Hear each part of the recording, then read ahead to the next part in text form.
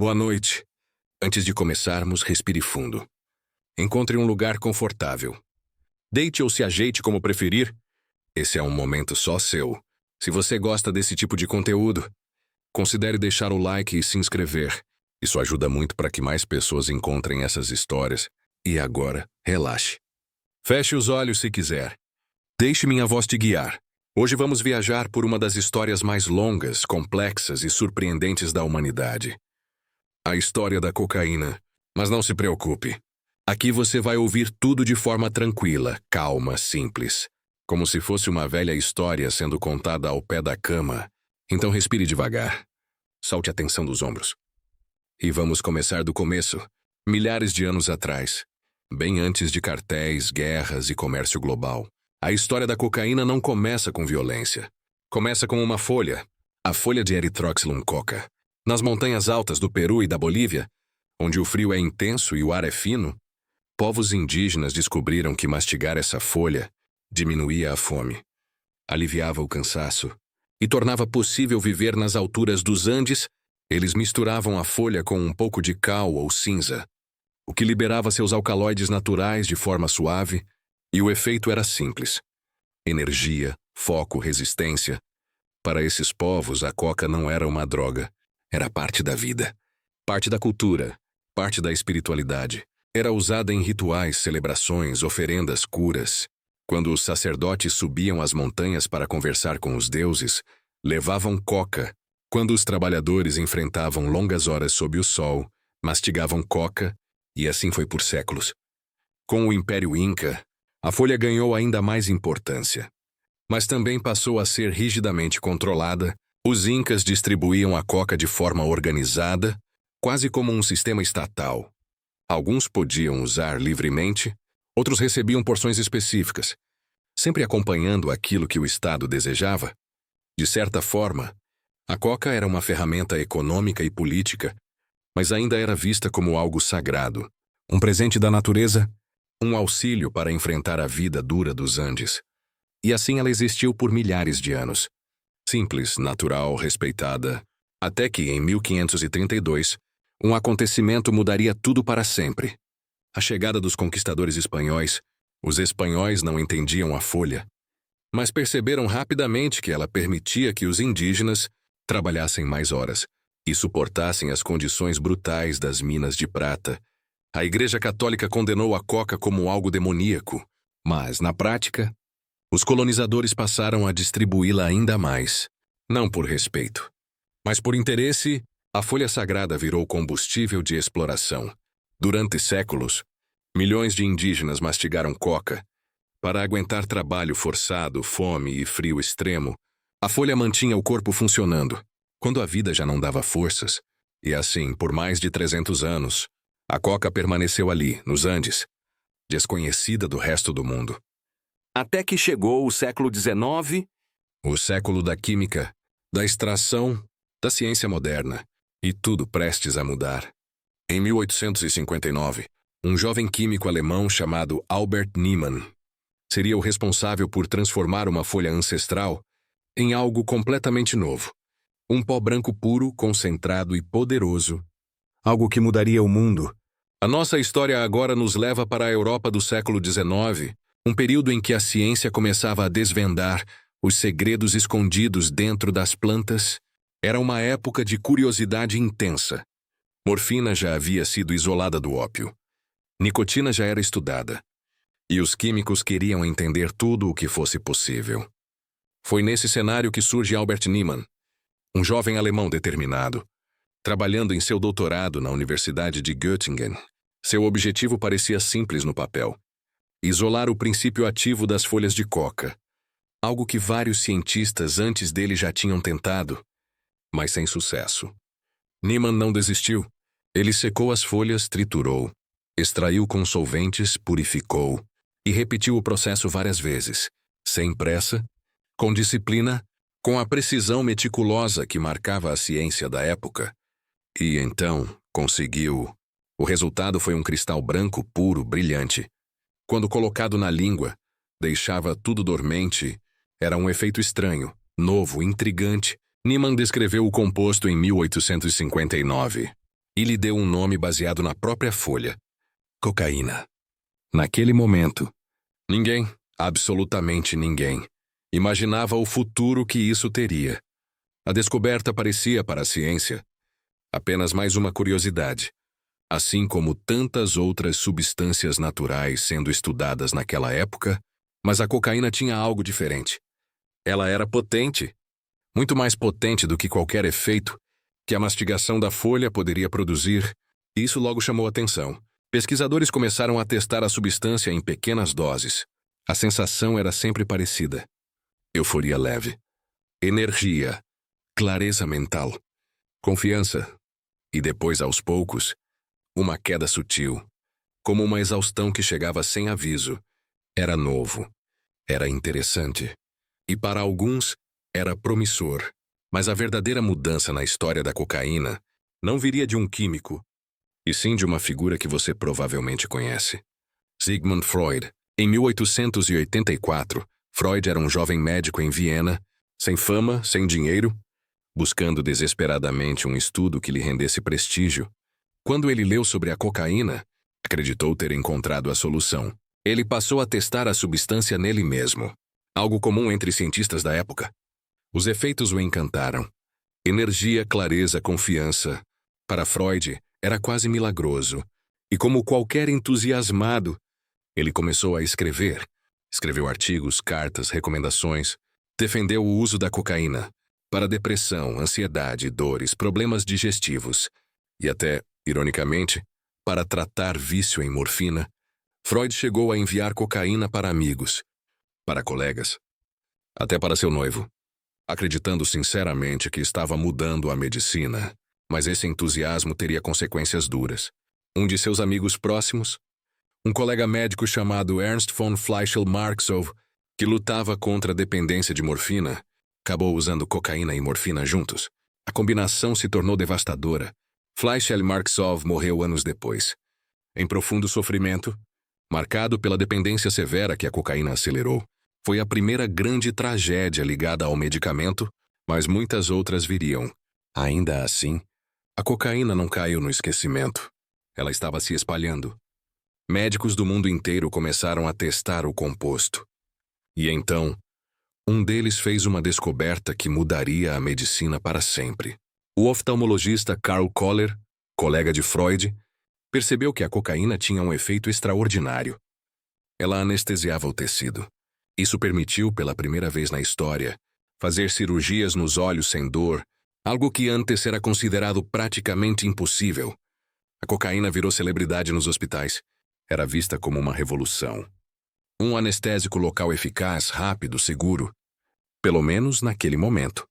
Farmácias começaram a vendê-la, indústrias produziram extratos, vinhos, xaropes, pastilhas, e logo a cocaína saía dos consultórios e entrava no mundo comercial. A substância estava ganhando vida própria. E entre todos os produtos que surgiram nessa época, um deles faria história. Uma bebida chamada Coca-Cola, que no final do século XIX levava extrato de folha de coca em sua fórmula original. Depois que a ciência abriu as portas para a cocaína, ela não ficou mais confinada aos laboratórios. A substância começou a se espalhar lentamente pelo mundo, escorrendo por entre as mãos da medicina, dos comerciantes e depois do público. O final do século XIX era um período estranho.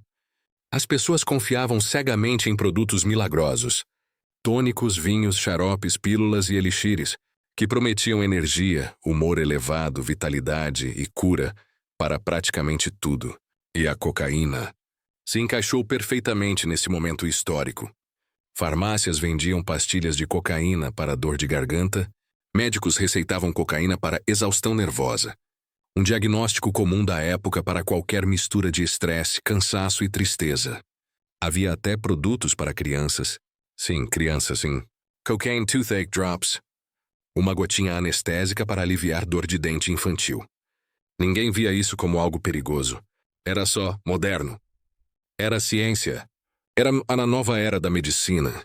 E então surgiram as bebidas tônicas. Uma das mais famosas era um vinho francês chamado Vin Mariani, feito com infusão de folhas de coca. A bebida se tornou extremamente popular. Papas, escritores, atrizes e até reis elogiavam o produto. Era elegante. Era chique. Era a moda. Foi justamente esse sucesso que inspirou um farmacêutico do sul dos Estados Unidos a tentar criar sua própria versão. O nome dele era John Pemberton, um veterano da Guerra Civil, sofrendo com dores crônicas e dependência de morfina, buscando uma cura e talvez um novo começo.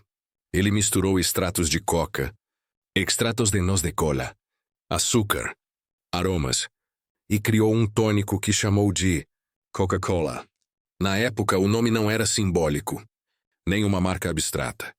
Era literal. Continha coca, continha cola. Era para muitos uma bebida revigorante. O marketing dizia que era boa para a fadiga, para dores, para o humor, e as pessoas acreditavam. A bebida se popularizou rapidamente, embora as versões iniciais tivessem doses variáveis da substância. Com o tempo, por pressão pública e mudança na legislação, a cocaína foi removida da fórmula, ficando apenas a essência aromática da folha, algo que permanece até hoje. Mas enquanto produtos como Coca-Cola retiravam a cocaína discretamente, a substância continuava crescendo em outros cantos do mundo, especialmente nos Estados Unidos, que viviam um período de avanço industrial, crescimento urbano e forte desigualdade social. Para trabalhadores exaustos, a cocaína oferecia energia. Para elites culturais e sociais, ela representava sofisticação, um toque de modernidade. Mas a ciência já começava a perceber algo preocupante. Quanto mais pura a cocaína, mais perigosa ela se tornava. Os relatos médicos aumentavam. Paranoia, delírios, insônia severa, alucinações táteis, dependência. E isso levou a imprensa sensacionalista da época a criar narrativas que misturavam medo, desinformação e preconceito. Jornais publicavam histórias exageradas, ligando a cocaína à violência, a comportamentos selvagens e, especialmente, a estereótipos racistas contra negros e imigrantes. Essas narrativas serviram como combustível para as primeiras grandes leis antidrogas dos Estados Unidos. Em 1914, a Harrison Narcotics Tax Act restringiu severamente o comércio de cocaína, marcando o fim da era dos tônicos milagrosos e o início da era do mercado ilegal. Mas proibir não destruiu o comércio, só mudou quem estava no comando. Quando a cocaína deixou de ser produto de laboratório e se tornou contrabando, ela ganhou novos protagonistas, muito mais perigosos e muito mais organizados. E é aí que a nossa história se aproxima do surgimento dos primeiros traficantes modernos. Depois que a cocaína foi empurrada para fora do mercado legal, ela não desapareceu. Pelo contrário, ela encontrou um terreno fértil, onde sempre florescem as coisas que o mundo decide proibir. O mercado clandestino. E agora, em vez de farmacêuticos, quem assumia o controle eram contrabandistas, intermediários e grupos criminosos que já tinham experiência transportando bens ilegais, como álcool, ópio e tabaco. Durante a primeira metade do século XX, a cocaína ainda não tinha se tornado o gigante global que viria a ser. Ela circulava em pequenos círculos. Boêmios, músicos de jazz, elites urbanas, alguns artistas e certos grupos criminosos conectados ao contrabando internacional. Era cara, difícil de conseguir, e geralmente vinha em pequenas quantidades. Mas 2 acontecimentos mudariam tudo. O primeiro foi a consolidação do crime organizado internacional, que começou a perceber que drogas eram muito mais lucrativas do que qualquer outro produto ilegal. O segundo foi uma transformação profunda no modo como o mundo produzia e transportava mercadorias. Navios mais rápidos, rotas comerciais mais amplas, fronteiras mais porosas e, acima de tudo, uma demanda crescente. Enquanto isso, lá na América do Sul, onde tudo começou, a folha de coca continuava fazendo parte da vida dos povos dos Andes, mas agora estava prestes a deixar de ser uma tradição local e se tornar um ingrediente valioso para um mercado que pagava caro. Peru e Bolívia já produziam coca em abundância, mas quem viu a oportunidade de ouro foram grupos emergentes na Colômbia. Na década de 1970, traficantes colombianos perceberam 2 verdades simples. Cauintunge. A cocaína valia pouco na origem, e valia uma fortuna nos Estados Unidos. Esse desequilíbrio econômico criou uma oportunidade irresistível. 1 quilo de pasta de coca custava quase nada na zona rural. 1 quilo refinado podia valer dezenas de milhares de dólares em Miami. Era mais lucrativo do que ouro, mais lucrativo do que petróleo, e infinitamente mais fácil de transportar. Pequenos aviões, lanchas rápidas, compartimentos secretos, e a vantagem de um território vasto e difícil de patrulhar transformaram a Colômbia no coração da produção e refino, e assim, os primeiros grupos colombianos começaram a se organizar. No início eram pequenos, quase artesanais, laboratórios escondidos na floresta, química improvisada e negociações diretas com pilotos clandestinos. Mas o lucro crescia rápido, rápido demais. E com dinheiro vem poder. E com poder vem a tentação de expandir. Por volta do final dos anos 1970, esses grupos deixaram de ser pequenas quadrilhas e se tornaram estruturas complexas, com hierarquias, chefes, contadores, intermediários, transportadores e exércitos particulares. E foi assim que nasceram os grandes cartéis colombianos, primeiro discretos, depois arrogantes e, por fim, tão poderosos, que seriam capazes de desafiar governos inteiros. Mas antes de chegarmos neles, é importante entender um detalhe. A demanda no EUA estava explodindo. A década de 1970 foi marcada por grandes mudanças culturais.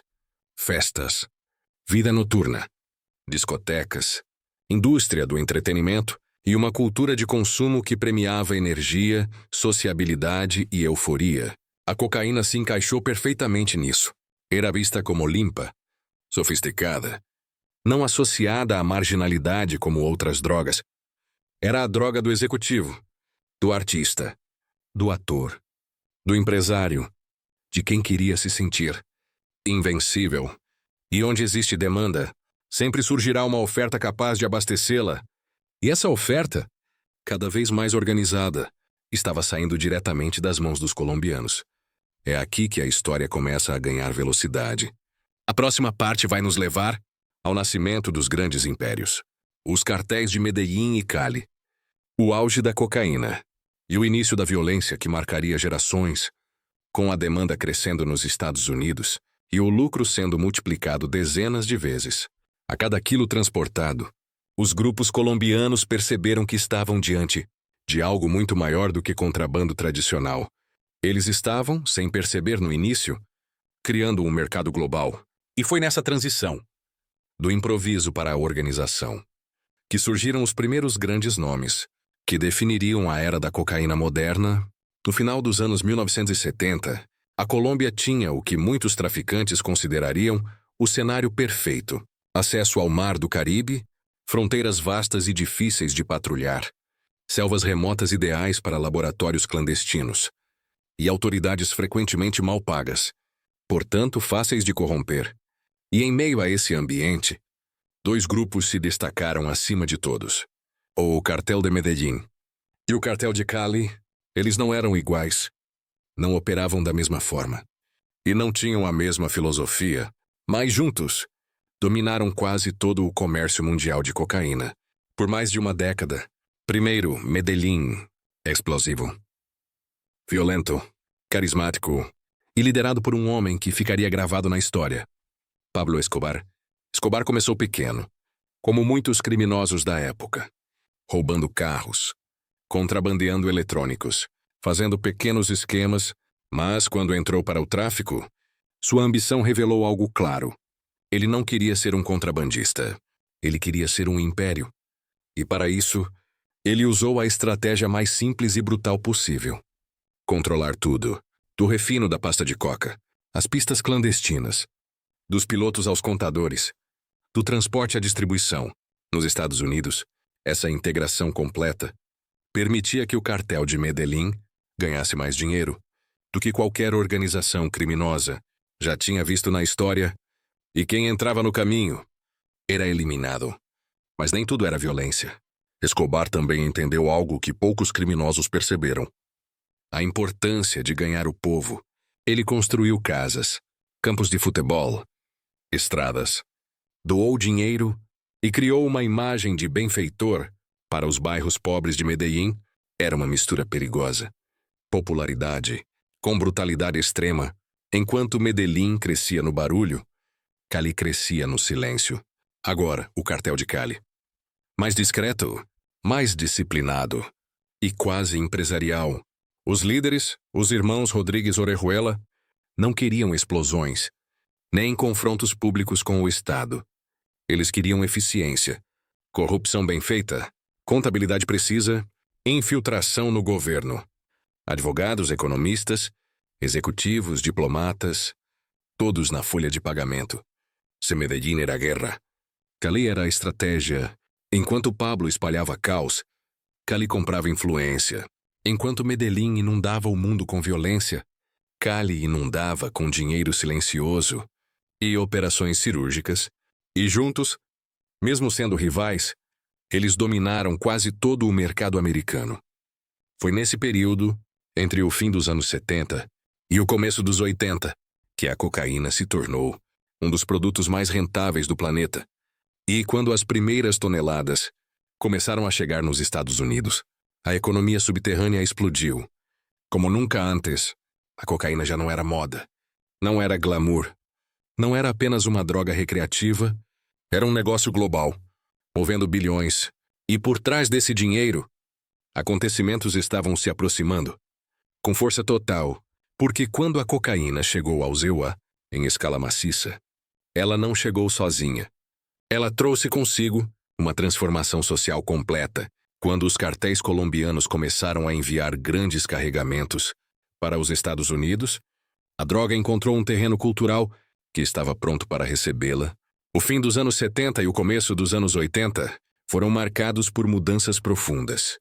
No estilo de vida, na música, nas festas, na economia e na maneira como as pessoas buscavam energia, fuga ou euforia, e a cocaína combinava com tudo isso. Era vista como uma droga limpa, sofisticada, associada ao luxo e ao mundo noturno. Não tinha o estigma das substâncias injetáveis. Era discreta, rápida, social. E aos olhos de muitos americanos, não parecia perigosa. Assim, ela passou a circular entre executivos, artistas, atletas, pessoas com dinheiro e acesso às grandes festas urbanas, discotecas cheias de luzes coloridas, caças noturnas, festas privadas em apartamentos de cobertura. Tudo isso se tornou palco para o consumo crescente, mas enquanto o brilho das luzes cegava alguns, os cartéis viam outra coisa. Um mercado gigantesco. E se havia demanda, haveria oferta. Os colombianos começaram a enviar quantidades cada vez maiores de cocaína, toneladas por mês, às vezes toneladas por semana. A droga chegava por pequenos aviões voando baixo sobre o Caribe, barcos rápidos que cortavam a costa da Flórida, compartimentos secretos em navios de carga, até submarinos improvisados. E uma parte enorme desse fluxo se concentrava em um único ponto: Miami. Naquela época, Miami era uma cidade em expansão, com oportunidades, movimento e fronteiras muito difíceis de controlar. Foi ali que se formou o primeiro grande corredor de cocaína para os Estados Unidos. Enquanto a economia da cidade crescia, algo mais crescia junto. Uma guerra silenciosa nas ruas.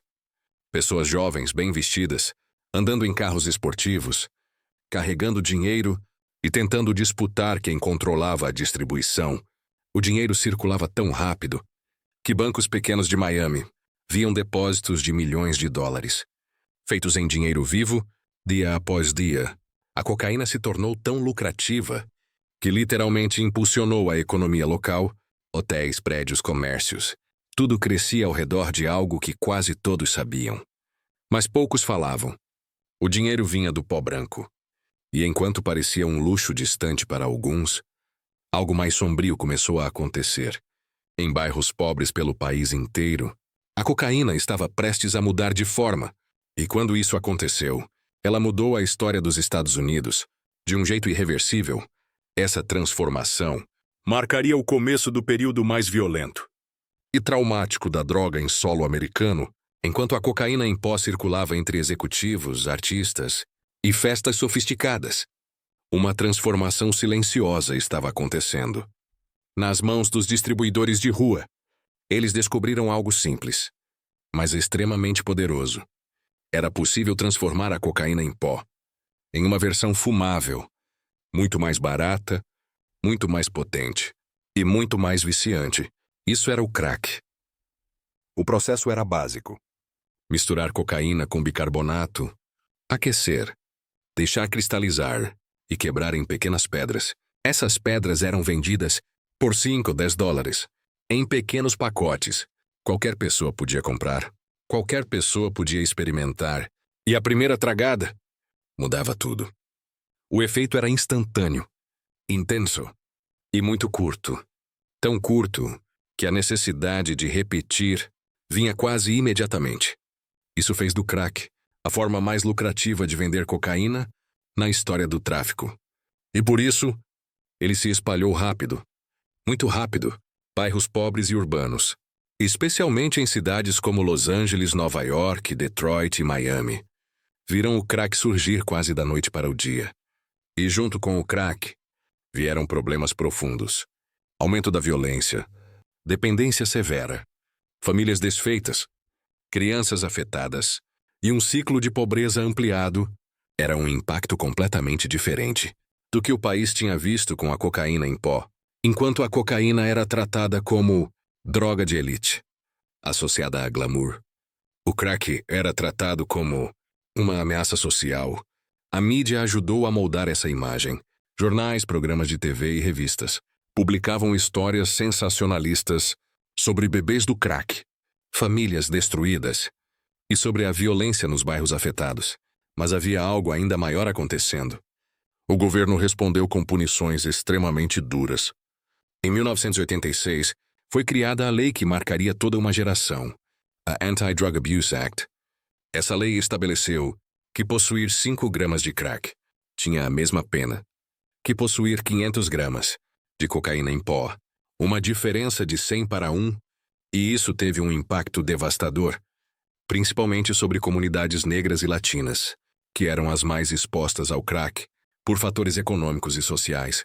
Prisões lotaram, jovens receberam sentenças de anos, às vezes décadas, por quantidades mínimas da droga.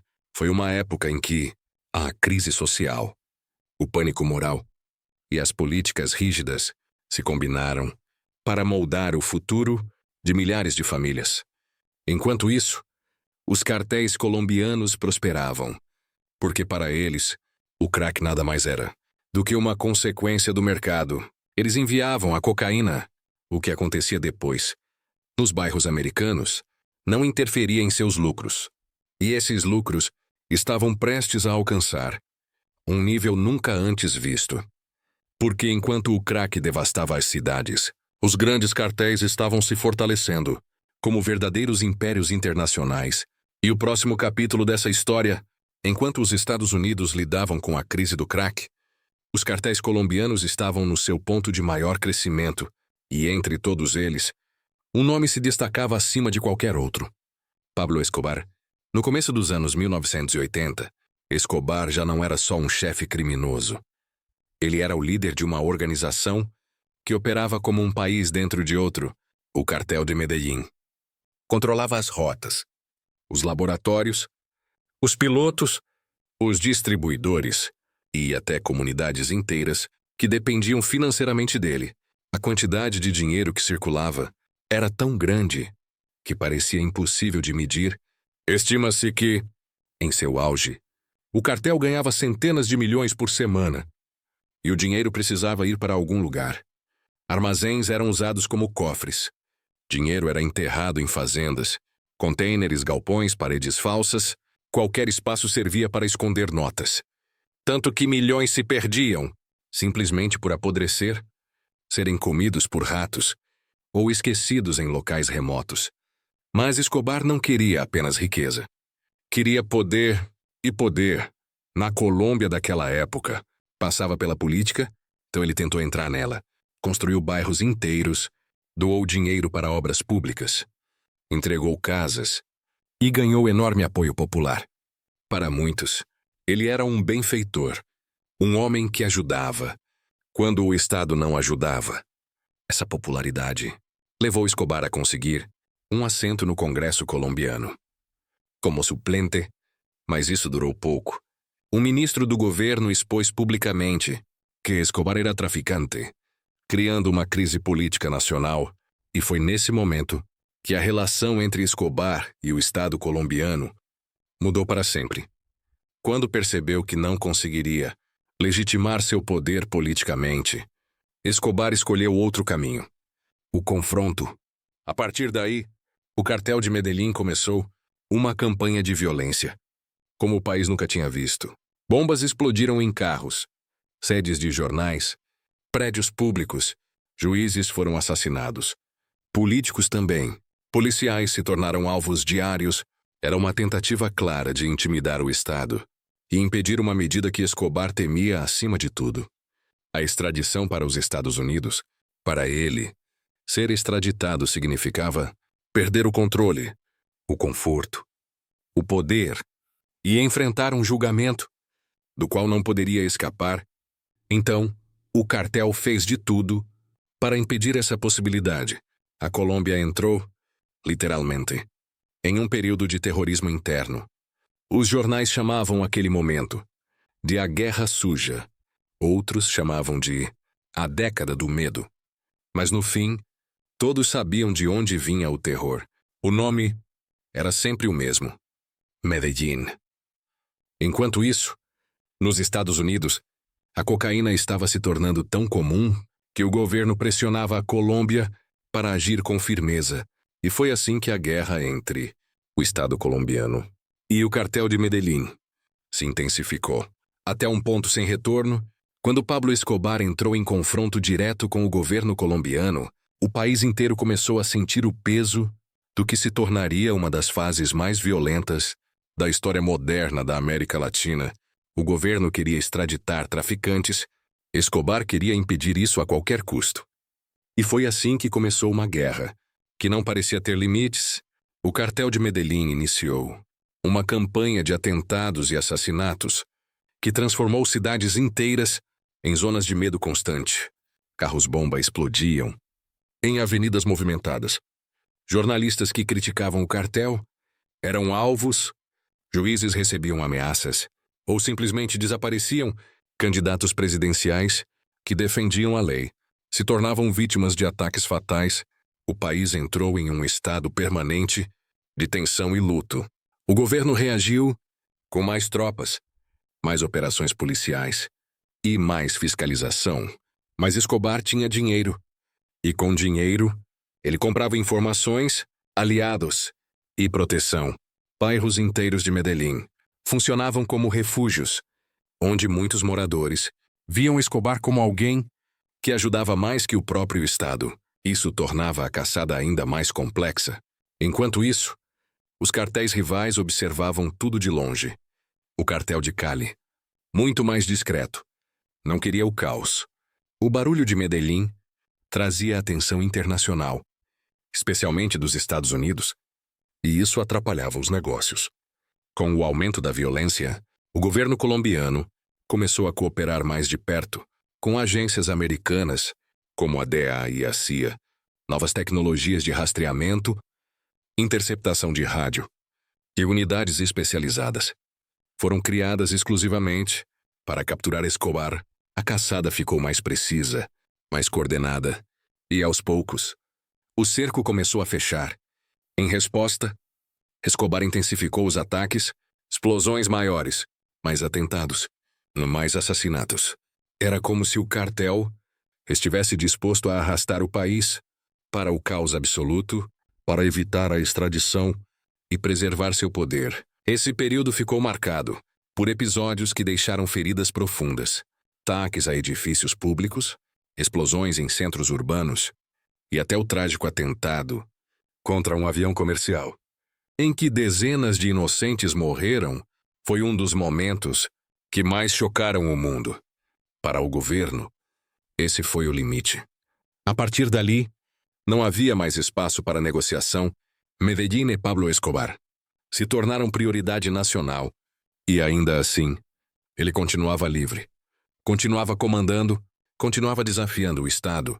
A tensão entre o cartel e o governo chegou ao ponto em que a Colômbia inteira parecia viver em um estado constante de respiração presa. Mas em meio a isso, um gesto inesperado mudou temporariamente o rumo da história. Escobar decidiu se render, mas a palavra render, que tinha um significado muito diferente do normal. Depois de anos de explosões, atentados e confrontos, o governo colombiano estava exausto. A população também. A pressão internacional era enorme, e o país parecia preso em um ciclo que não tinha fim. Foi nesse cenário que Pablo Escobar fez um movimento inesperado. Ele se ofereceu para se entregar, mas como sempre, nos termos dele, Escobar disse que aceitaria a prisão, desde que não fosse extraditado. Para os Estados Unidos, essa era a sua condição absoluta, a única que realmente importava, e era algo que o governo temia. Não conseguir impor à força. Além disso, Escobar exigiu algo ainda mais extraordinário. Ele mesmo construiria a própria prisão, não uma cela, não um presídio comum, mas sim um complexo particular, isolado, onde teria segurança própria, escolheria os guardas e manteria uma estrutura de conforto, fora do comum. Apesar do absurdo, o governo aceitou. A alternativa, no fundo, parecia pior. Mais bombas, mais mortes, mais caos. E assim nasceu uma das prisões mais incomuns da história. La Catedral, localizada no alto de uma colina, rodeada por neblina. Vista panorâmica de Medellín. La Catedral não lembrava uma prisão, era um refúgio de luxo. Entre suas instalações havia campo de futebol, jardim amplo, sala de jogos, cozinha profissional, alojamentos confortáveis e até uma cachoeira artificial. Escobar vivia ali, com uma sensação estranha de prisão sem estar preso. Recebia visitas, comandava negócios, dirigia o cartel à distância e mantinha reuniões com seus homens. De dentro do próprio complexo, não. Era como se o mundo externo tivesse aceitado uma trégua temporária em troca de um pouco de paz. Mas a paz durou pouco. Com o tempo, ficou claro que Escobar não tinha parado suas operações. Ele continuava gerenciando rotas, ordenando execuções e mantendo controle total sobre o cartel de Medellín. La Catedral, ao invés de interromper o crime, serviu para facilitar quando surgiram denúncias de torturas e assassinatos cometidos dentro da própria prisão. A paciência do governo chegou ao limite. Em julho de 1992, as autoridades decidiram transferir Escobar para um presídio real, mas quando chegaram a La Catedral, ele simplesmente não estava mais lá. Tinha fugido pela porta de trás, por um corredor que ele mesmo tinha mandado construir, por uma rota que apenas seus homens conheciam. E assim, Pablo Escobar voltou às sombras, livre novamente. Só que dessa vez, o cenário tinha mudado. Sem a proteção da falsa prisão, sem apoio político, sem espaço para negociar e com novos inimigos surgindo. A vida de Escobar estava prestes a entrar. No capítulo final, a fuga de Pablo Escobar de La Catedral marcou o fim da última trégua que ainda existia. A partir daquele momento, não havia mais negociação possível, nem acordos, nem concessões. O governo colombiano decidiu que a prioridade absoluta do país era capturar Escobar, vivo ou morto, e os Estados Unidos, que já vinham auxiliando com inteligência e tecnologia, reforçaram ainda mais a operação. A partir de então, Escobar se tornou o homem mais procurado do continente. Ele já não tinha a estrutura confortável da prisão. Não podia mais aparecer em público, não podia mais confiar em políticos, nem em policiais, nem em intermediários. A rede que antes o protegia agora estava se desfazendo. Mas havia outro elemento novo e decisivo, que mudaria totalmente o rumo da caçada. Algo que não vinha do governo, e nem dos Estados Unidos. Vinha dos seus piores inimigos. Los Pepes. Pouco tempo depois da fuga, um grupo misterioso começou a agir pelas sombras, atacando todos os aliados de Escobar. Contadores, advogados, transportadores, investidores e até familiares próximos e de homens-chave do cartel. O nome do grupo era um acrônimo. Perseguidos por Pablo Escobar, ou como passou a ser conhecido, simplesmente Los Pepes, mas o nome escondia quem realmente estava por trás. Por trás do grupo, havia integrantes ligados ao cartel de Cali, paramilitares de extrema-direita e até ex-homens do próprio Medellín que haviam quebrado aliança com Escobar. Era um círculo de inimigos antigos, agora unidos por uma intenção clara: destruir tudo que Pablo valorizava. E, de certa forma, os métodos eram tão ou mais agressivos do que os que o próprio Escobar usava. Casas eram incendiadas, propriedades eram saqueadas, e membros da organização eram executados sem aviso, sem julgamento, sem piedade. Os Los Pepes não buscavam capturar Escobar. Eles buscavam deixá-lo isolado, vulnerável, sem rede de apoio, sem dinheiro fácil, sem lugares seguros para se esconder. Enquanto isso, a polícia colombiana formou a unidade mais especializada de toda a história do país: o Bloco de Búsqueda. Em tradução simples, o Bloco de Busca era uma força avançada, treinada, equipada e orientada diretamente pela DEA e pela CIA, com tecnologia nova, incluindo radares, interceptação de chamadas, equipamentos de escuta e rastreamento de sinal. Eles conseguiam algo que antes parecia impossível: rastrear as ligações feitas por Escobar, porque, apesar de todo o perigo, Escobar tinha uma fraqueza humana e profunda. Ele não conseguia ficar sem falar com a família. A cada ligação, o sinal era triangulado. A cada triangulação, um pedaço do quebra-cabeça se aproximava. Enquanto isso, Los Pepes continuavam a desmontar o cartel de Medellín, como se estivessem arrancando aos poucos todas as paredes de uma casa já rachada. Escobar, antes cercado por centenas de homens, passou a se mover com 1 ou 2 seguranças. Às vezes dormia em casas emprestadas. Outras vezes, em esconderijos improvisados, que duravam apenas algumas horas. A cidade que antes o protegia, agora o vigiava. Os mesmos bairros que já o defenderam, agora temiam ser alvos da guerra contra ele. Pela primeira vez, Pablo Escobar não era mais senhor de Medellín. Ele era um fugitivo, escondido dentro da própria cidade, que antes o reverenciava. A essa altura, Pablo Escobar já não era mais um homem no comando de um império. Era alguém cercado por todos os lados. O governo colombiano o caçava. A DEA e a CIA ofereciam tecnologia e inteligência. Os Los Pepes destruíam qualquer base de apoio restante. Os antigos aliados o abandonavam para proteger suas próprias famílias. E a cada passo, a cada movimento, o círculo se fechava mais. Escobar, que antes se movia com dezenas de seguranças, agora andava apenas com 1 ou 2 homens. Vivia trocando de casa, nunca dormia no mesmo lugar por muito tempo. E passava seus dias tentando sobreviver a uma guerra que ele já sabia que estava perdendo. Ainda assim, mesmo isolado, ele continuava tentando proteger sua família. E essa preocupação, que era humana e inevitável, acabou se tornando sua maior fraqueza, porque, para se comunicar com a esposa e com seus filhos, ele precisava telefonar. E cada vez que fazia isso, mesmo que por poucos segundos, os sinais podiam ser rastreados. Pelas equipes do Bloco de Busca, a tecnologia usada era simples, mas extremamente eficaz. Triangulação, com antenas móveis, os agentes conseguiam estimar a área em que o telefonema estava sendo originado. Chamadas frequentes criavam padrões. Padrões davam pistas. Pistas formavam mapas. E foi assim, pouco a pouco, que eles começaram a se aproximar. Nos últimos dias, Escobar parecia exausto. Falava menos com aliados, se movimentava mais rápido e tinha dificuldades até para encontrar locais seguros para dormir. A rede de informantes já não existia. Os chefes do cartel de Cali estavam colaborando secretamente com as forças de busca em Medellín, que já o protegeu tanto. Agora respirava aliviada. A cada notícia de que as equipes policiais estavam se aproximando.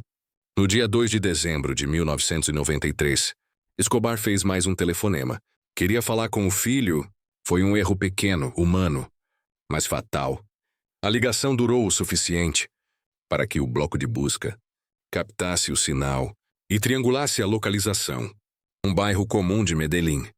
Nada parecido com os esconderijos que ele usava antes. Imediatamente, as equipes se mobilizaram, cercaram a área, subiram nas casas vizinhas, entraram pela frente e pelos fundos. Escobar percebeu a movimentação e tentou fugir pelos telhados. Mas já não havia mais espaço, nem aliados, nem rotas escondidas. Ali, naquele telhado simples, de casas amontoadas, um dos homens mais poderosos da história do crime moderno foi cercado. Os tiros foram rápidos, o confronto breve, e Pablo Escobar caiu ali mesmo, descalço, tentando escapar, a poucos metros de distância, de onde a polícia tinha acabado de invadir. Tinha 44 anos. A morte foi registrada, fotografada e transmitida para o mundo. Para muitos colombianos, foi o fim de uma década de medo. Para outros, foi a queda de alguém que, apesar de seus crimes, também representava a ausência do Estado em regiões esquecidas. Mas uma coisa era certa. O capítulo Medellín estava encerrado. O império que dependia da força, do terror e da presença constante de Escobar não sobreviveria sem ele. Só que a história da cocaína não terminou ali, porque enquanto Medellín caía, outro cartel crescia, mais organizado, mais silencioso e, em muitos aspectos, até mais eficiente. O cartel de Cali ainda estava de pé, e o mundo estava prestes a mudar de eixo. Com a morte de Pablo Escobar, o mundo do narcotráfico não entrou em colapso. Ele simplesmente mudou de mãos. Enquanto Medellín despencava, um outro grupo colombiano, que operava de maneira bem diferente, já estava preparado para assumir o controle. O cartel de Cali. Se Medellín era barulho, Cali era silêncio. Se Medellín usava bombas, Cali usava contratos e propinas. Se Pablo Escobar acreditava no poder pelo medo, os líderes de Cali acreditavam no poder pela infiltração. Essa diferença de estilo mudou completamente a forma como a cocaína continuou saindo da América do Sul para o resto do mundo. O modelo Cali, um cartel corporativo. Os líderes, Gilberto e Miguel Rodríguez Orejuela, ao lado de José Chepe Santa Cruz e Pacho Herrera, tinham uma visão mais profissional do narcotráfico. O cartel de Cali funcionava quase como uma empresa. Havia departamentos, havia contadores, havia advogados internos, havia planilhas, registros, contratos e rotinas cuidadosamente organizadas. E havia, acima de tudo, discrição absoluta. A violência era usada apenas quando necessária. A prioridade era sempre subornar, infiltrar e comprar influência nos lugares certos. Cali tinha pessoas dentro de tribunais, hospitais, forças policiais e até nos níveis mais altos da política colombiana.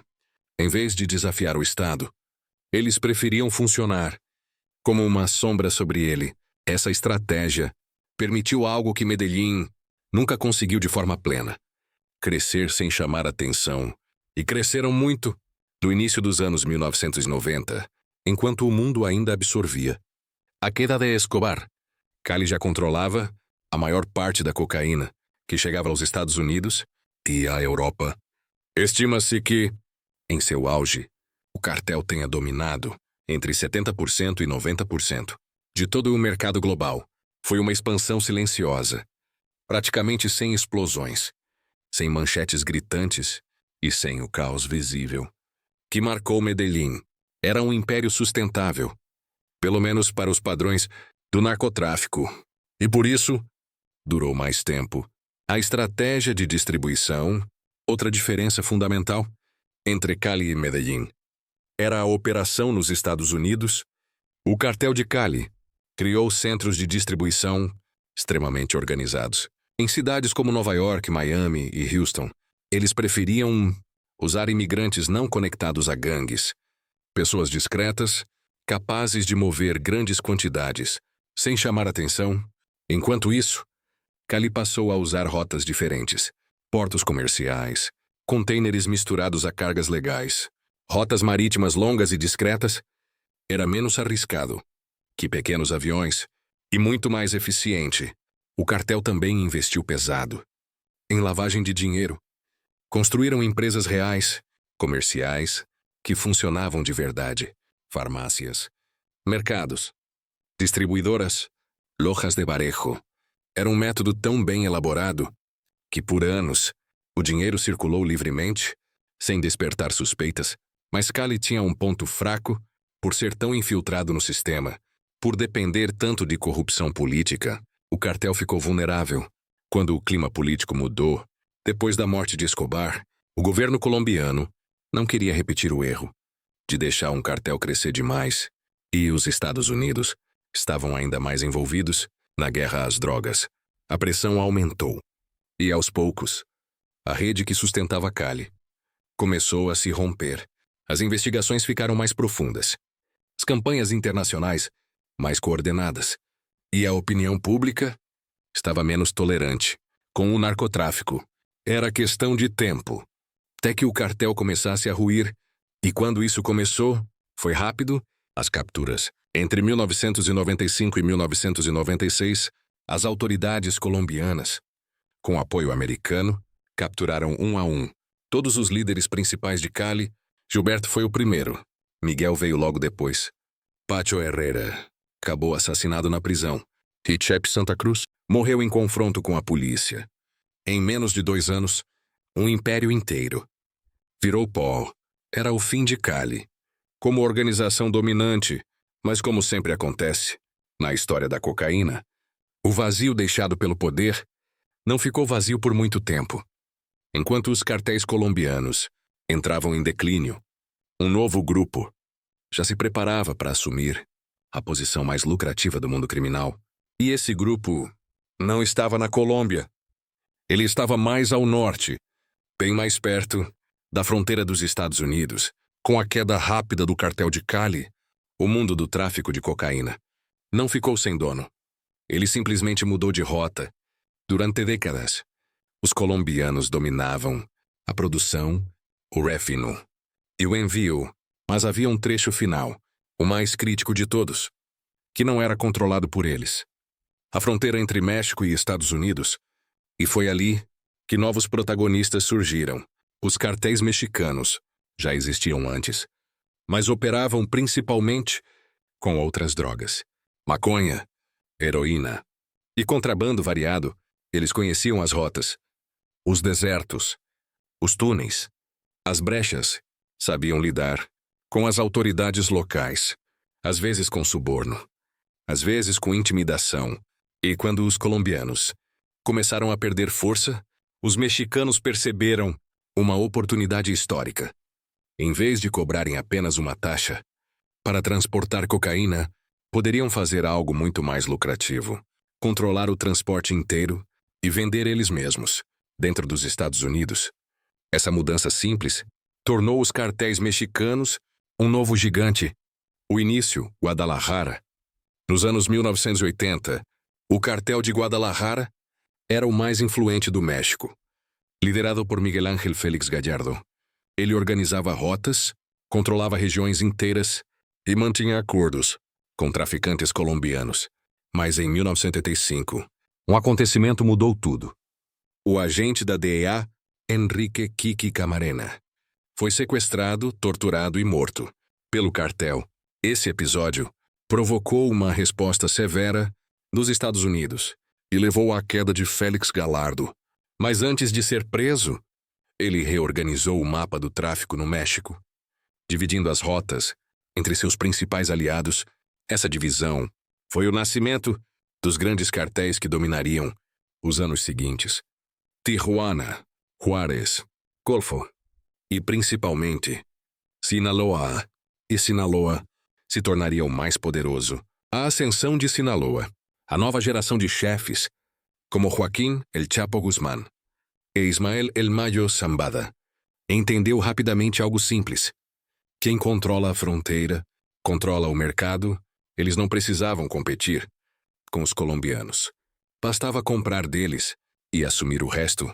Assim, os mexicanos passaram a receber a cocaína pura, transportá-la pelo deserto, distribuí-la nos Estados Unidos e gerenciar todo o lucro da etapa final, a mais valiosa. E foi isso que transformou os cartéis mexicanos em algumas das organizações criminosas mais ricas do planeta. A estratégia mexicana, brutalidade organizada. Ao contrário dos colombianos, que muitas vezes dependiam mais da corrupção, os cartéis mexicanos mesclaram dois elementos: corrupção profunda e violência extrema. E essa violência cresceu ao ponto de transformar regiões inteiras do país em zonas de conflito, quando o governo mexicano, em 2006, lançou uma campanha militar contra os cartéis. A situação piorou ainda mais. As organizações fragmentadas começaram a lutar entre si por territórios conhecidos como plazas.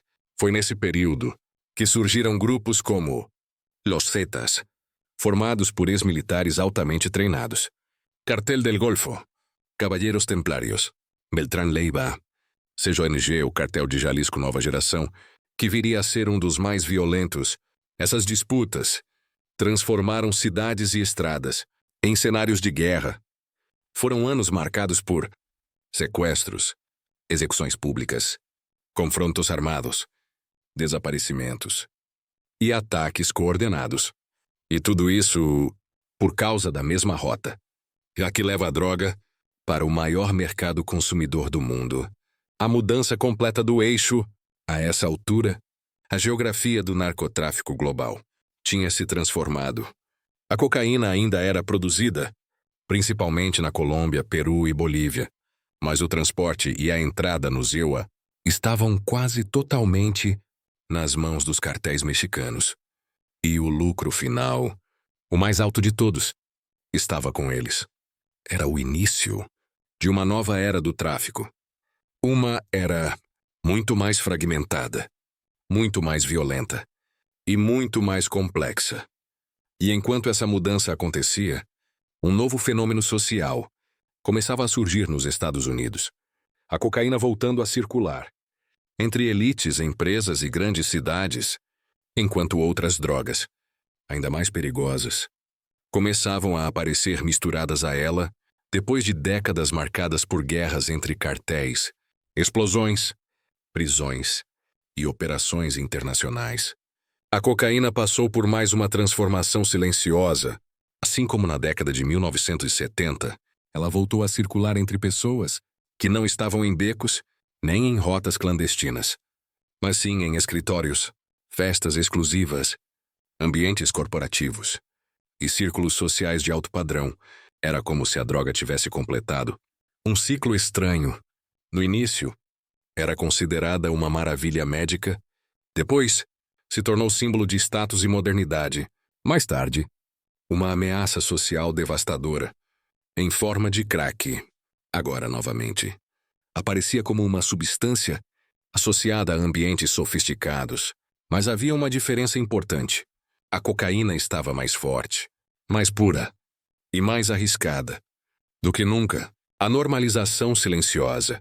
A partir dos anos 2000, a droga começou a reaparecer em ambientes como festas de celebridades, eventos corporativos, bastidores de shows, ambientes universitários e círculos financeiros, onde a pressão e o ritmo se tornavam desculpa para manter o foco.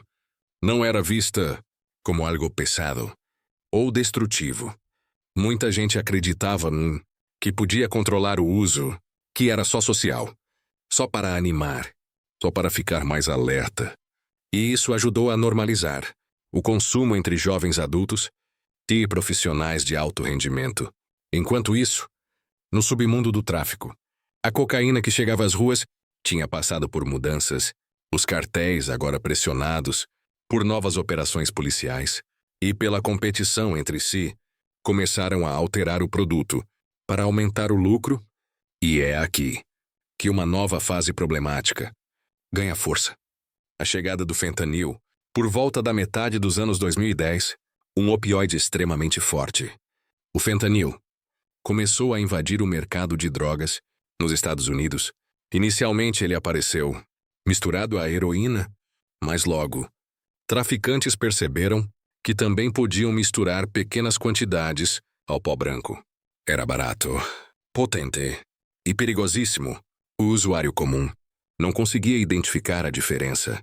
Para muitos, a cocaína parecia a mesma de sempre, mas bastavam alguns miligramas de fentanil misturados ao pó para transformar uma noite comum em um risco real de overdose, e as mortes começaram a aumentar. Casos de pessoas que usavam cocaína ocasionalmente, inclusive profissionais, artistas, estudantes, morreram de overdose sem imaginar que havia algo extra misturado à cocaína, que durante décadas foi vista como estimulante social. Agora trazia um perigo oculto que a maioria não conhecia, o novo quadro do século XXI. Enquanto tudo isso acontecia, os cartéis mexicanos e grupos criminosos menores continuavam a transportar imensas quantidades de cocaína para os Estados Unidos e Europa. Só que agora, o cenário era muito mais fragmentado. Pequenos grupos, disputando rotas, violência irregular, mercados de distribuição independentes e laboratórios improvisados, misturando substâncias sem qualquer controle. Para os usuários, isso significava que nenhum produto era confiável. Para as autoridades, significava que o combate estava mais complexo do que em qualquer outra época. Para as comunidades, ficava claro que o problema não era apenas criminal, mas também de saúde pública. E esse é o ponto central que começa a surgir nesse período. A percepção mais ampla de que tratar drogas apenas como crime não resolve o problema. E muitas vezes piora. Essa nova perspectiva abriria o caminho para debates modernos sobre legalização controlada, descriminalização, redução de danos e políticas de saúde. Mas antes de entrar nisso, é importante encerrar a parte histórica da cocaína, da montanha andina, até o século XXI, da folha mastigada, até o pó que circula pelo mundo. A essa altura da história, fica impossível ignorar um ponto essencial: a guerra contra a cocaína e contra outras drogas. Não funcionou? Décadas de operações militares, prisões em massa, bilhões de dólares investidos. Não mudaram o que realmente importa. A cocaína nunca deixou de existir, nunca deixou de circular, nunca deixou de ser consumida. Pelo contrário, a cada nova estratégia de combate, o mercado simplesmente se adaptava. A proibição criava lucro. O lucro sustentava a violência. A violência alimentava ainda mais o mercado. Era um ciclo que se repetia. Com perfeição cruel, o lado que quase nunca aparece nos noticiários. Quando falamos em tráfico, pensamos em grandes cartéis, chefes, organizações enormes, mas a maior parte das pessoas, afetadas pela guerra às drogas, não são os chefes. São agricultores pobres, jovens de periferia, usuários ocasionais, gente que estava no lugar errado, na hora errada. Enquanto isso, os grandes líderes fugiam com helicópteros, submarinos e escoltas armadas. O peso inteiro da lei caía sempre sobre os mais vulneráveis. A prisão como resposta principal? Durante décadas, os Estados Unidos e muitos outros países do mundo apostaram em um único tipo de resposta: prender, prender mais rápido, prender por mais tempo. Mas havia um problema simples e óbvio: prisão não cura dependência, prisão não muda o mercado, prisão não elimina demanda. E enquanto milhões eram presos, a cocaína continuava chegando, com a mesma facilidade de sempre. O impacto racial e social. A guerra às drogas criou um dos maiores desequilíbrios sociais modernos. Bairros pobres foram devastados, famílias inteiras quebradas, comunidades perderam gerações de jovens. E isso não aconteceu por acaso. Os números ao longo do tempo mostraram que pessoas ricas usavam drogas, mas raramente eram presas. Pessoas pobres usavam menos, mas eram presas muito mais. Bairros brancos recebiam tratamento. Bairros negros recebiam prisão. A guerra às drogas não protegeu ninguém. Ela apenas escolheu quem seria punido.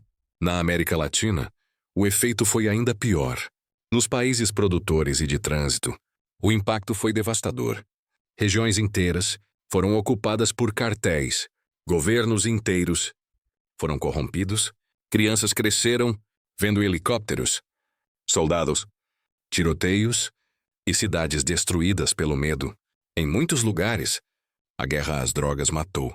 Mais do que a própria droga, e anos depois, ficou claro que nada daquilo realmente mudou o resultado final. A cocaína continuava sendo plantada, produzida, transportada, vendida e consumida. A única diferença era o número de vidas perdidas. No caminho, o despertar lento e doloroso, depois de décadas insistindo na mesma estratégia falha, começou a surgir um entendimento novo. O problema nunca foi a planta, o problema sempre foi a maneira como lidamos com ela. Não era uma guerra contra a cocaína? Era uma guerra contra pessoas. E a pergunta inevitável surge: se nada funcionou, por que continuamos fazendo a mesma coisa? Enquanto o mundo chegava ao fim do século XX, algo curioso começou a acontecer. Depois de décadas de guerra, prisões, operações militares e bilhões gastos, países começaram a perceber que estavam lutando a mesma batalha, sem nunca chegar a lugar nenhum. Era como tentar conter o mar. Com as mãos, a cada chefe preso, outro surgia, a cada rota fechada, duas novas se abriam. E a cada ano de guerra, a cocaína continuava fluindo, com a mesma naturalidade de sempre. Foi então que algumas nações decidiram fazer algo impensável. Para a mentalidade da época, pensar diferente. Portugal e o experimento inesperado. O primeiro caso emblemático aconteceu em um país pequeno, longe dos Andes, longe das rotas da cocaína, longe dos cartéis. Portugal. No início dos anos 2000, o país enfrentava uma crise séria de dependência em outras drogas. E a guerra às drogas tradicional estava falhando lá também. Em vez de intensificar a repressão, fizeram o oposto. Descriminalizaram todas as drogas para uso pessoal, trataram dependentes como pacientes, criaram programas de saúde pública e usaram dinheiro antes gasto em repressão para financiar tratamento e educação. O resultado surpreendeu o mundo. Overdoses despencaram, infecções desapareceram, o consumo pesado diminuiu e a violência ligada ao tráfico caiu drasticamente. O mundo observou esse pequeno país fazendo o impensável e colhendo resultados positivos, e algo começou a mudar. A visão global muda devagar, mas muda. Com o tempo, outros lugares começaram a repensar sua relação com drogas, não a partir do romantismo, mas da constatação matemática. A proibição custava mais vidas do que a própria substância. Era um cenário onde usuários eram punidos, dependentes eram presos, produtores pequenos eram massacrados, cartéis enriqueciam ainda mais, e nenhum país conseguia diminuir a demanda. A pergunta pairava no ar: se tudo o que tentamos falhou, por que continuamos do mesmo jeito? A América Latina questiona o próprio papel. Países da região mais afetada pelas rotas começaram a levantar a voz. Presidentes, ministros e ex-líderes que viveram o terror dos cartéis começaram a declarar publicamente: a guerra às drogas fracassou. Não era um gesto ideológico. Era simplesmente a verdade, vista de dentro do caos. Colômbia, México, Bolívia, Uruguai. Todos passaram a debater modelos alternativos. Alguns passaram a regular a maconha. Outros reclamavam abertamente que estavam pagando um preço desproporcional por uma demanda que vinha do norte. O mundo inteiro parecia preso em um paradoxo evidente. Quem produzia e morria por causa da cocaína não era quem consumia. Uma semente de mudança começava a nascer, aos poucos. Pesquisadores, cientistas políticos, economistas, líderes comunitários e até policiais aposentados começaram a repetir a mesma conclusão: nenhuma guerra pode vencer um mercado onde o lucro é infinito. A batalha não era moral, não era espiritual, não era cultural, era econômica. E enquanto continuarmos criando escassez artificial, Através da proibição, alguém vai lucrar com essa escassez. E esse alguém raramente é o lado certo da história. Aos poucos, no mundo todo, surgiu um novo pensamento. Talvez a solução não seja combater a cocaína, mas entender o sistema que a sustenta. E é exatamente nesse ponto que a história entra em sua fase mais crítica. O entendimento de como o mercado global funciona. A essa altura da história, com guerras declaradas, cartéis destruídos, prisões lotadas e bilhões gastos, uma verdade ficou impossível de ignorar. Não existe vácuo no mercado da cocaína. Sempre que um grupo cai, outro aparece.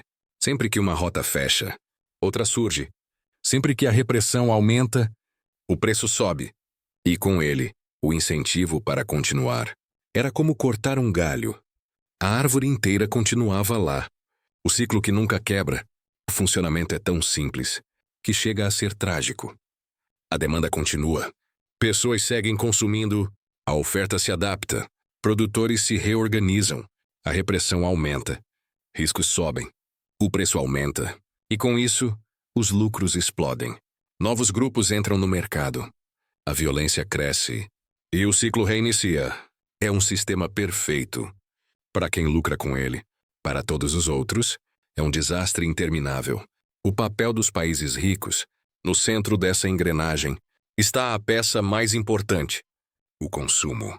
Enquanto existirem investidores, executivos, universitários, celebridades, trabalhadores comuns que acreditam que a cocaína é um impulso rápido, um escape, um acessório de festa ou um combustível social, alguém sempre vai produzir, alguém sempre vai arriscar a vida para transportar, alguém sempre vai morrer.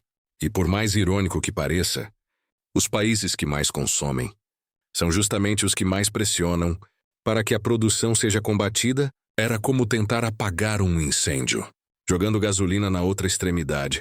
Os países produtores, uma posição sem escolha, na base da cadeia, estão agricultores pobres, pequenos produtores, gente que vive em regiões isoladas, onde plantar coca é a única atividade que dá dinheiro.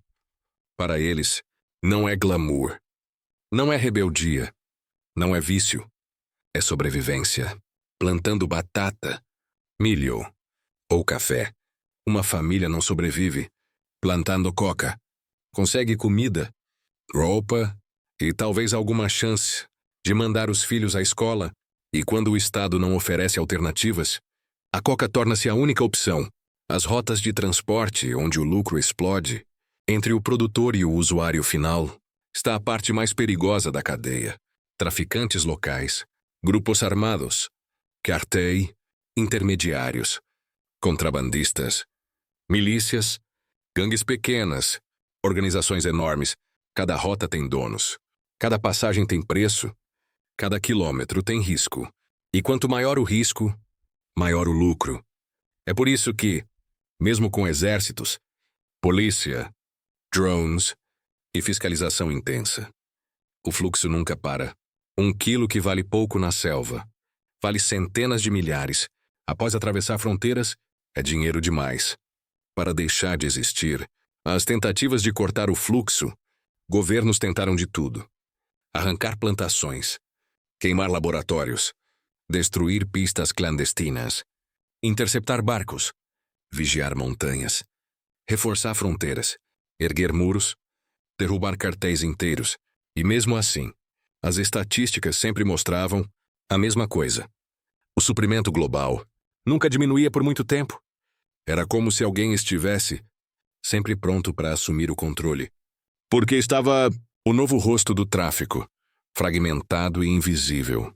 Com os grandes cartéis desmantelados, uma nova fase começou.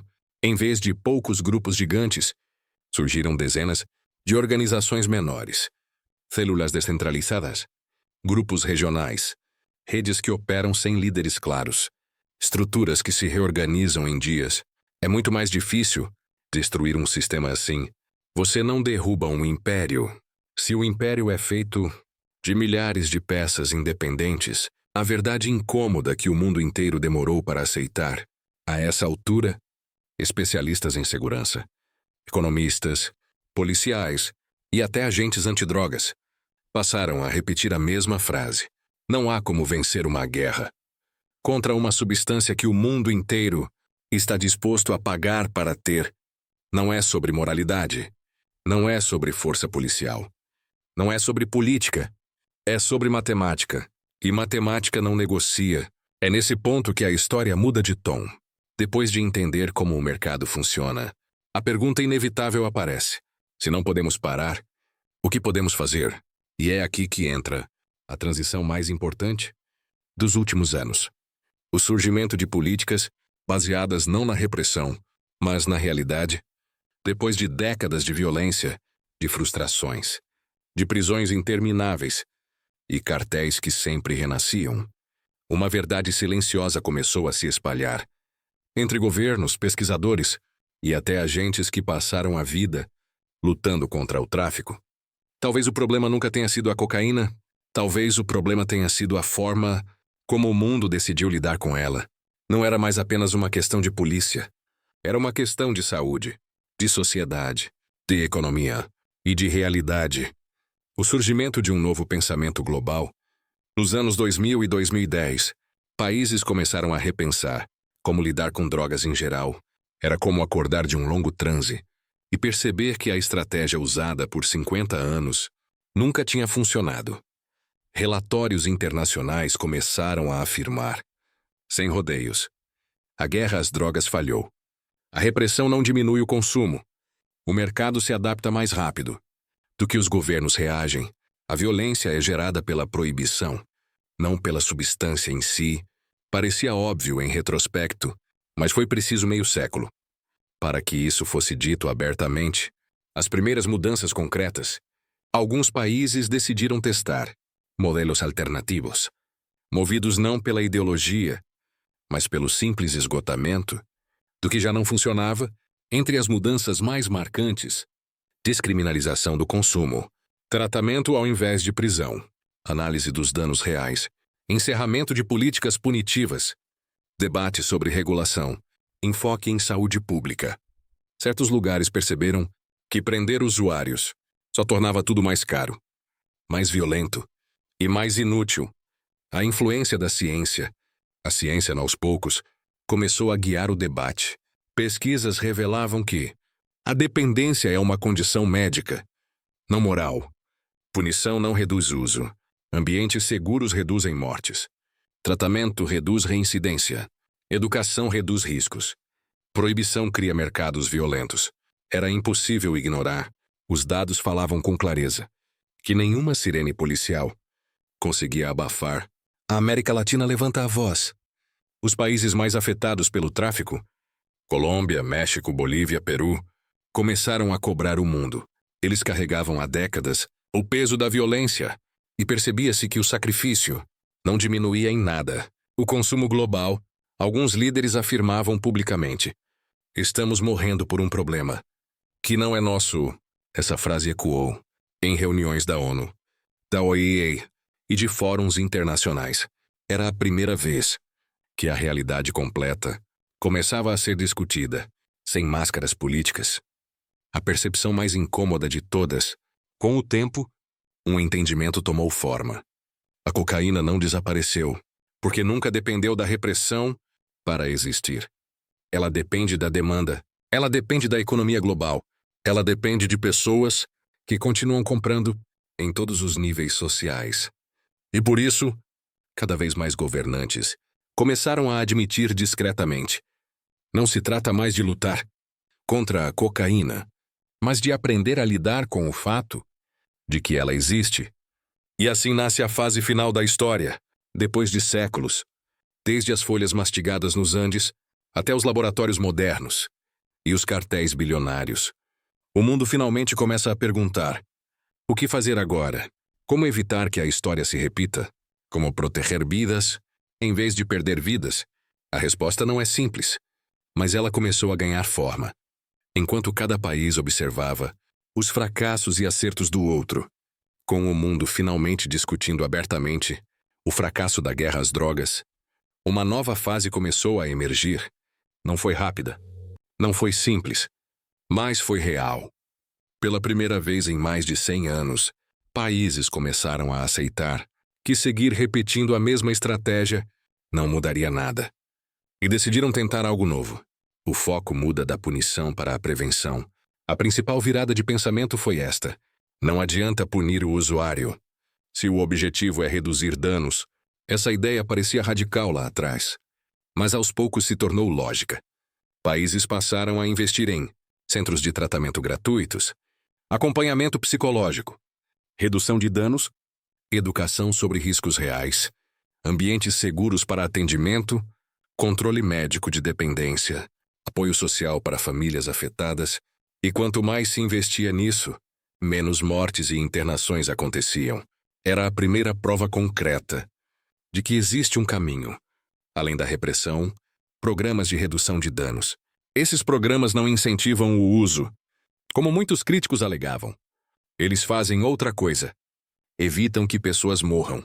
Alguns exemplos que se tornaram comuns: locais onde profissionais atendem usuários e evitam overdoses, distribuição de informações reais sobre contaminações e riscos, testes de pureza em festivais para evitar fentanil, apoio rápido para quem quer parar, acompanhamento para quem recai. Essas políticas salvaram milhares de vidas em vários países e mostraram que, quando a sociedade trata dependência como problema de saúde e não como crime, os resultados mudam. A regulação como debate sério, o que parecia impossível, começou a ser discutido, até por ex-presidentes e juízes. Regular certas drogas pode ser mais seguro do que deixar nas mãos de cartéis. Não é sobre liberar, é sobre tirar o controle da violência e colocar o controle na lei. Muitos lembraram que álcool já foi ilegal. A proibição só criou máfia. A liberação regulada destruiu o mercado ilegal, quase da noite para o dia. A pergunta surgiu naturalmente: se funcionou com o álcool, por que não considerar modelos adaptados para outras substâncias?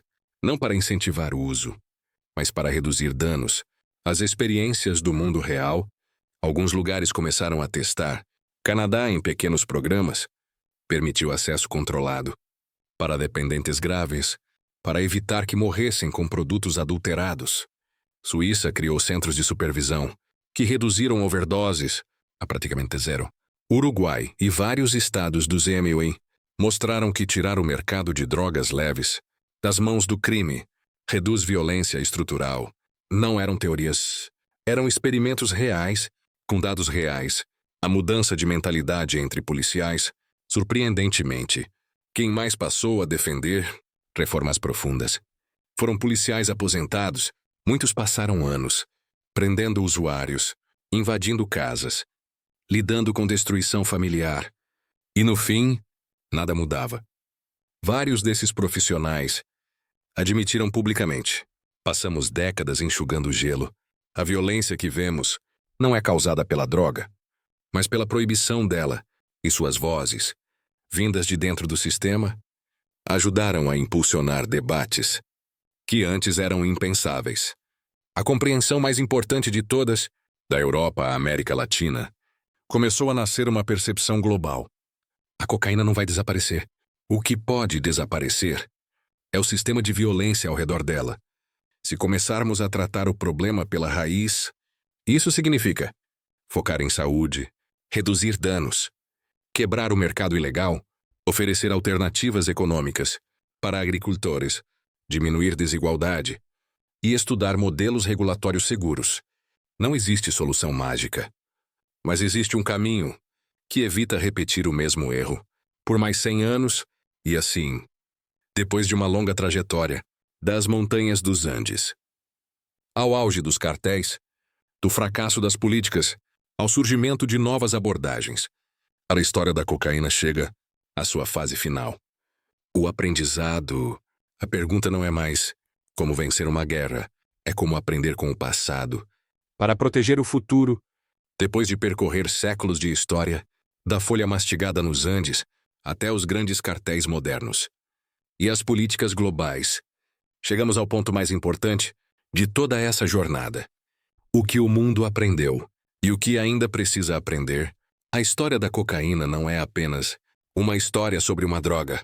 É uma história sobre sistemas humanos, sobre escolhas políticas, sobre economia e, principalmente, sobre consequências. Kawintunge. A primeira lição: proibir não elimina nada. A proibição transformou uma planta em um mercado bilionário. Transformou agricultores pobres em alvos. Transformou pequenos contrabandistas em cartéis militares. Transformou ruas comuns em zonas de guerra. A intenção era proteger pessoas. O resultado foi o oposto. A segunda lição: o mercado sempre encontra um jeito. Quando o mundo tentou parar a cocaína, ela só ficou mais cara. E quanto mais cara, mais violenta a disputa pelo controle. Os cartéis não surgiram porque a cocaína existia.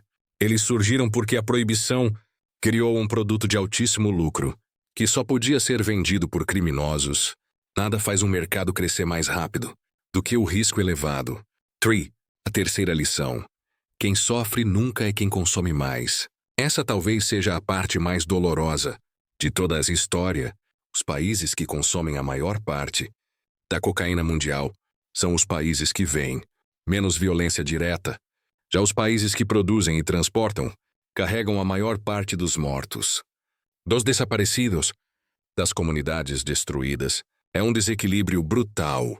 A violência nunca nasce no lugar onde o dinheiro entra, mas sempre no lugar onde a matéria-prima nasce. A quarta lição: dependência é saúde, não moralidade. Por décadas, dependentes foram tratados como criminosos, mas a ciência mostrou outra coisa. Dependência não é fraqueza, não é falta de caráter, não é um desvio. É um desequilíbrio real que impacta corpo e mente. Punir alguém por isso é o mesmo que punir quem sofre de qualquer outra doença crônica. A quinta lição: a guerra às drogas custa mais vidas que a droga em si.